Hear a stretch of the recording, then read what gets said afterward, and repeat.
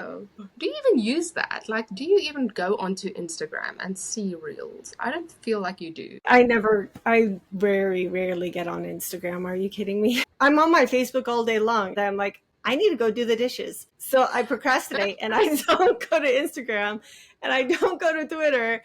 And then I see emails that say, hey, T and Tails posted something and they like tagged you over on Instagram. And I'm like, oh yeah, I'm supposed to do that. Instagram, when did that happen? Oh yeah, like 5 months ago. That's why I do our social media, I see. That's hilarious. Alrighty, what are you drinking today? Well, I have apple today. I switched it up. You're drinking an apple. Are you drinking like apple juice? Are you drinking like apple cider? Apple cider. It's 103 degrees outside, but I'm still drinking apple cider. I forgot what I'm drinking. I'm drinking something that's with a bush. But it's a tea. Let's just say that. It's a tea. Well, honey, apparently. Are we ready to go? Yes, we are ready to go. Let's start about today's episode.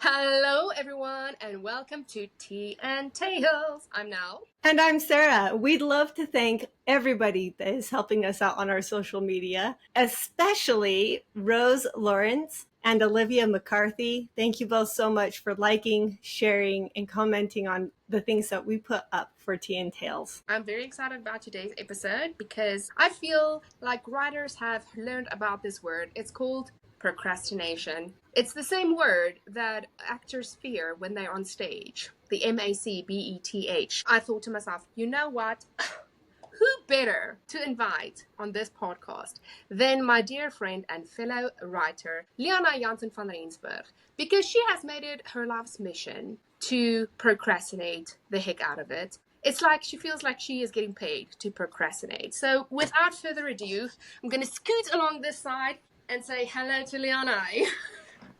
Hi, everybody. Excuse the squeakiness of the voice. Tried to have it fixed before today. Yes, how did that work out for you? I apparently procrastinated and didn't get it done. Yep, yeah. It's because she's drinking coffee. So this is my first time meeting you, and I just want to know a little bit about you. When did you start writing, and what do you write? Wow. So I basically really started writing my first full-length story in grade 9, which is quite a few years ago. Like 2 years? Mm-hmm. Yep. Sure. We're young. We're very young.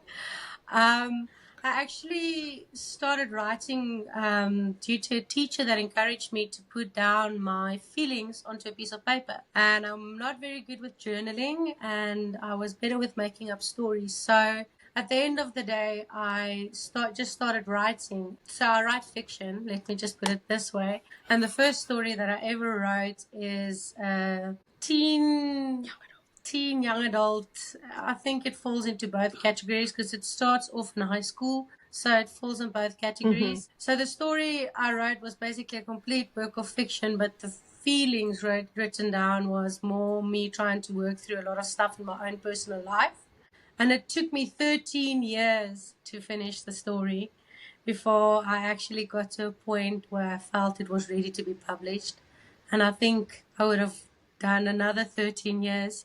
Well, at the rate you're going right now, your next novel is going to be published in 13 years. Yes, probably. I actually did finish 2 other novels as well. Those are more romance to young adult fiction side of it. The clean romance, not the dirty romance. I love reading dirty romance, but I don't write it. So I actually did complete 3 stories, full-length novels.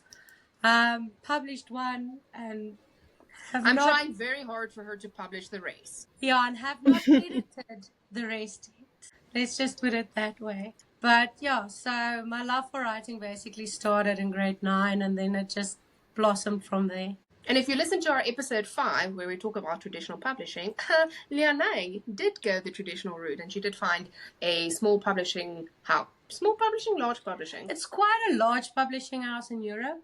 But it's very more locally in Europe itself than it is worldwide, I feel. But yeah, so I contacted them directly.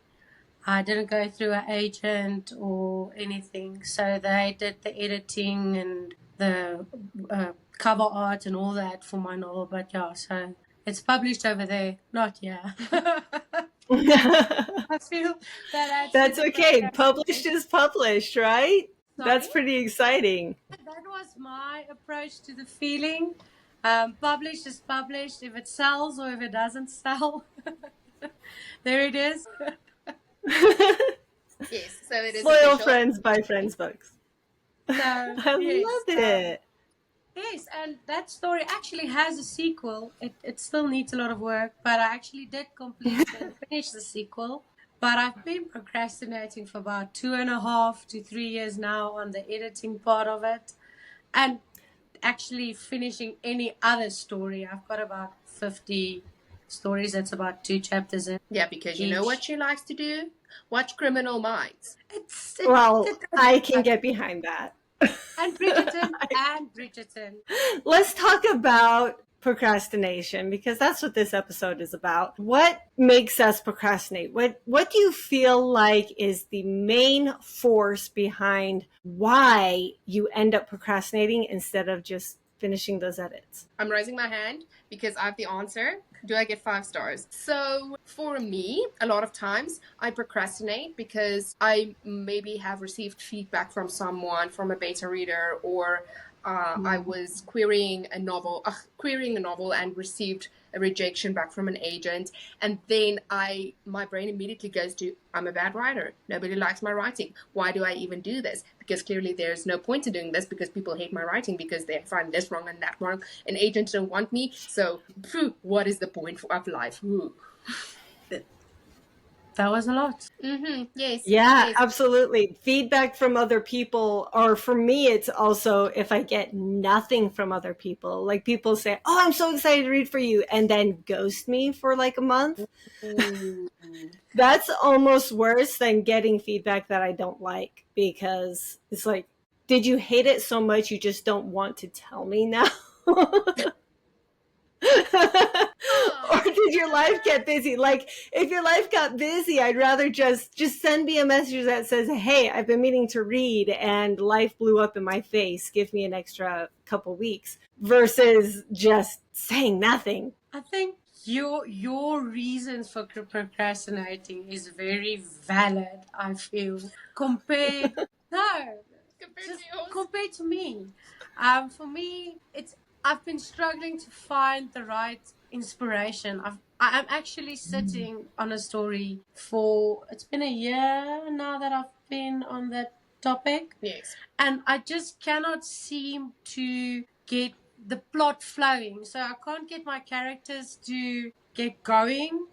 And for me, that takes away the inspiration for, the fun in the writing. It feels like work. And I work full time. I really don't want to work when I get a pen and paper in my hand and try and write a story. It must just flow for me. So I avoid picking up the pen and paper instead of just hashing out the plot line. And I think that's a big thing. I don't know where the story needs to go. So my character doesn't know where to go. So the story doesn't go, and then I just watch Criminal Minds. And I tell her, and this goes back to writer communities. Love writer communities. I love the little Zoom meetings that people do, so you can just sit and write. You don't necessarily have to talk to anyone. It's just like your time that you set aside to write. And then I tell Lianné, I'm like, we should set a time, and then you just sit on your computer or your notebook or anything like that. You sit, you're like, okay, I have this 30 minutes, I have this hour, sit and do something. Or just sit and stare at a blank page. Because even though it feels like you're not doing anything, like inspiration will just kind of come, weirdly enough. But I think it's because you are a writer and you love telling stories and you love like doing all those things. And so that's what has been helping me a lot. Because even though the person sits there in the Zoom meeting and you don't talk to each other or anything like that, I still feel, I almost want to say obligated to write, because I'm like, they're looking at me, but they're not looking at me. But I feel I have to write. Okay, let's write. And then naturally you go down a rabbit hole because you're like, no, but I have to research this because, what color is their shirt? Blue, but what kind of blue? And then you go like down a rabbit hole of blues, and then you end up looking at pictures of the ocean, and then all of a sudden you're like talking about... Basically watching Criminal Minds. Yeah, it's basically what you say. It's funny because that's what procrastination can look like sometimes, is you actually do sit down to do something and you end up 3 hours later, you're like, my day's gone. I have 10 words. This isn't. It's not like you were not doing anything. You were just doing everything except what you need to be doing. And it's like the novel that I need to edit, which is actually a fun story. I love the story. I love my story. I will open it up and I will tell myself, just read through it. Don't try and edit it or write it or anything. And I'll read the entire thing, and then I'll go and I think it's good enough. We'll just leave it there, and then I'll close it down. And then 2 hours later, I'm like, it's not good enough. It needs work, but it needs work. Doesn't work. There's no work. So now I just don't open it. I'm very, very bad. Oh, now I know. I'm just gonna have to open it every day and literally show it to her. Nailed it. Show it to her. My new mission. I think I must actually just take a piece of paper and a pen and just step away from the computer. And because that's how I started out. I started writing my story on a piece of paper, the old-fashioned way. Maybe I should just try that, because that sometimes works, gets the juices flowing again. But like you said, and it's just force yourself to sit down.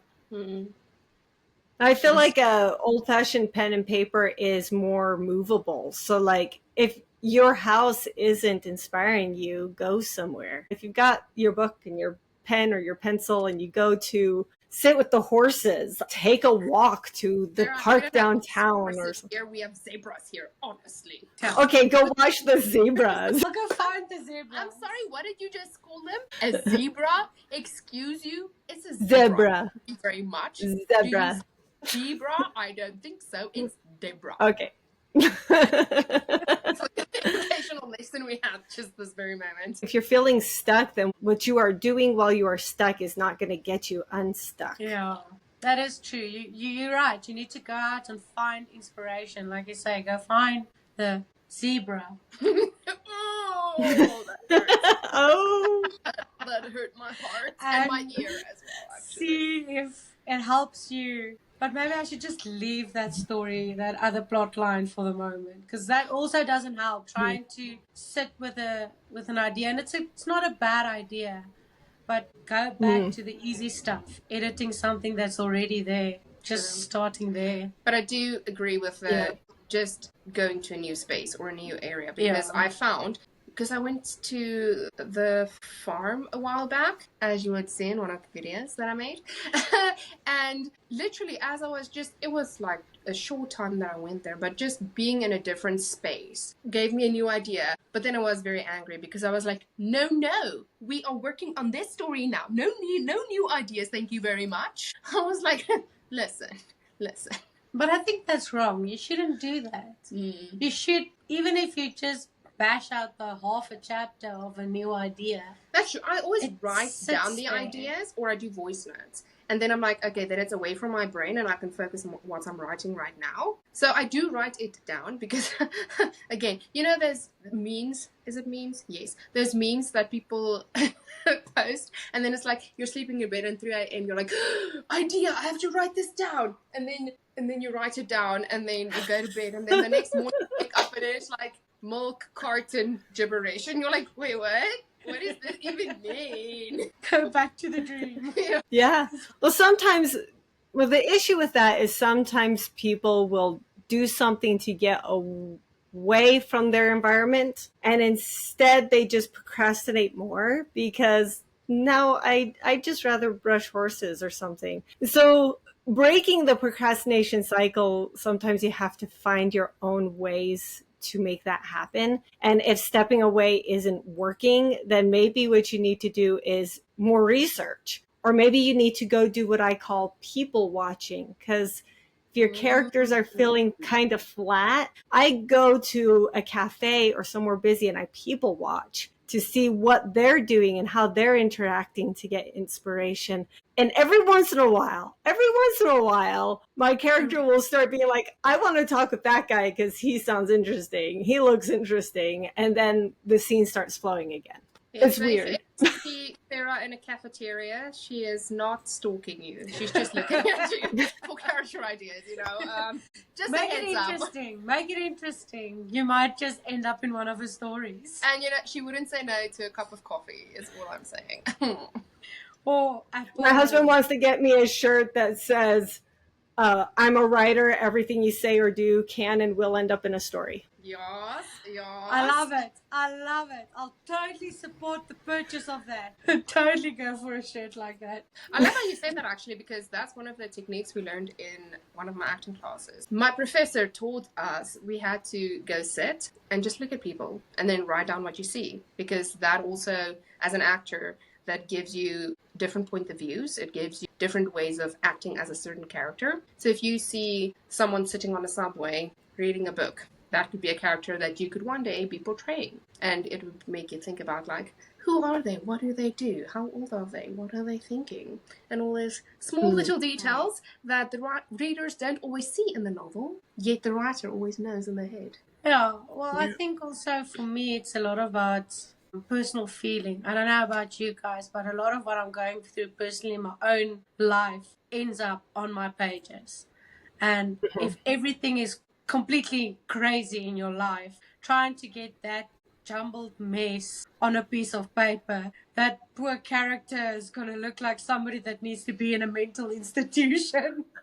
So You'll end up writing a psychological thriller. a one-man show psychological thriller. Believe me, it gets weird in here, okay? It gets crazy. Yeah. But if your feelings, your emotions are all over the place, I think that's also a reason your procrastination gets top priority. Because if you can't figure yourself out, how are you going to figure out somebody else? And that's essentially writing somebody else. So that's also for me. I've got very valid reasons to procrastinate. Sure. Okay. Yeah. Very good, great reasons to procrastinate. Told you I'm very good at it. Number one. A lot of times I end up procrastinating when I just want to avoid a task by any and all means. Like the other day, I was supposed to be doing all of this work, and my husband walked in at the end of the day. He goes, "Wow, the house looks so great. You got so much done today." I went, "Sure I did." He said, "So what have you been doing?" I said, "Procrastinating."